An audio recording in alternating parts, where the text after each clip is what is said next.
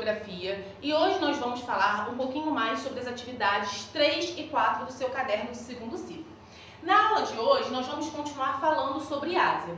Então, a gente precisa retomar alguns conteúdos da nossa última aula sobre regionalização do continente asiático. Como a gente falou, a Ásia é o maior continente do nosso planeta e por conta disso nós temos uma grande diversidade de paisagens, mas também de características culturais. Dessa forma, houve um processo de regionalização para a gente compreender melhor as características desse continente. Então a gente vai retomar aqui um pouquinho essa regionalização do continente asiático. Em rosa, nós temos a Ásia Setentrional, ao norte. Em verdinho, a Ásia Central. Em laranja, o Oriente Médio. Na parte mais ao sul, nós temos a Ásia Meridional, onde está a Índia. Em amarelo, nós temos o Sudeste Asiático, onde está a Indonésia e outros países. E também, no sexto lugar, com a posição número 6, nós temos o Extremo Oriente, onde tem o território da China e do Japão, por exemplo. Então, quando nós estamos falando de uma diversidade cultural, nós também estamos falando de uma diversidade religiosa no continente. Por exemplo, a Ásia foi o berço de diversas religiões, como o judaísmo, o cristianismo, tanto na sua vertente ocidental, como a gente conhece aqui no Brasil, mas também na sua vertente ortodoxa, do Islã, do hinduísmo e de uma série de outras religiões que surgem nessa localidade. Bom, nessa imagem aqui nós temos algumas representações de algumas dessas grandes religiões que surgiram no continente asiático.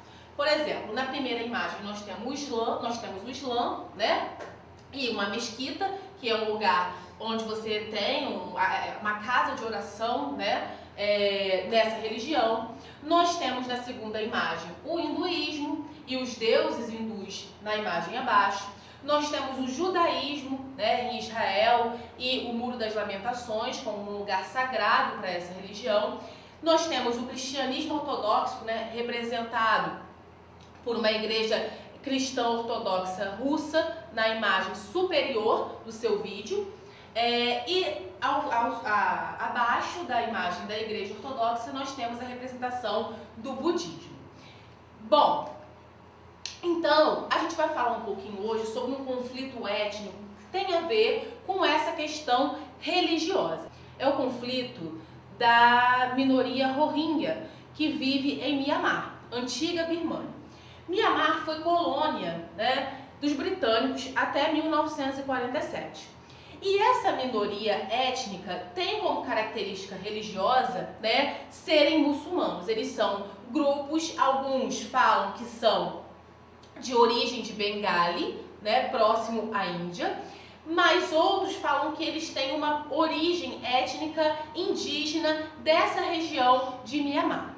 Bom, eles têm uma religião diferente da religião majoritária no país, que é o budismo. Então eles sofrem uma série de perseguições com base nessa discriminação de cunho religioso nessa localidade do mundo. Então é muito comum, como vocês conseguem ver na imagem, grandes fluxos migratórios de populações da minoria Rohingya para outros lugares como Bangladesh e na própria Índia que fazem com que você tenha grandes campos de refugiado, grandes fluxos populacionais indo em direção a outras localidades devido a essas perseguições, a esses conflitos de cunho político-religioso.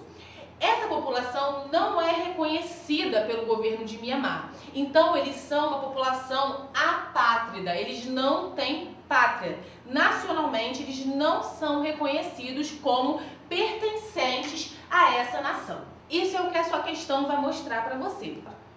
Outra parte da sua questão vai falar sobre o território das Maldivas, As Maldivas ficam ao sul da Índia, um pequeno arquipélago muito famoso pelo turismo internacional, Muitas pessoas buscam as Maldivas para um turismo de luxo, como vocês podem ver na imagem que está ao lado do mapa, onde você tem um resort, né, com essas águas claras, paradisíacos, que custam muitos R$ 1.000 para você se hospedar, né, muitos mesmo, para você se hospedar nessa localidade. Então é um turismo de luxo baseado nessa questão do consumo do lugar, né, do consumo do meio ambiente, né, da tranquilidade das Maldivas, das águas cristalinas, da fauna muito diversa que você tem nessa região.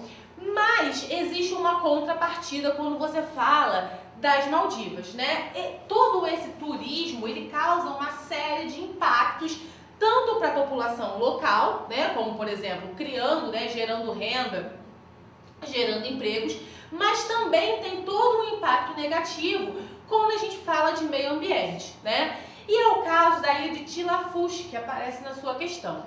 Tilafush é uma ilha artificial criada, né, para dar conta de todos os resíduos produzidos pelo avanço, pelo crescimento populacional nas Ilhas das Maldivas e também por conta do avanço das atividades econômicas do turismo. Ou seja, o turismo ele é benéfico, mas ao mesmo tempo ele traz como consequência toda uma carga, toda uma pressão para o meio ambiente dessa localidade.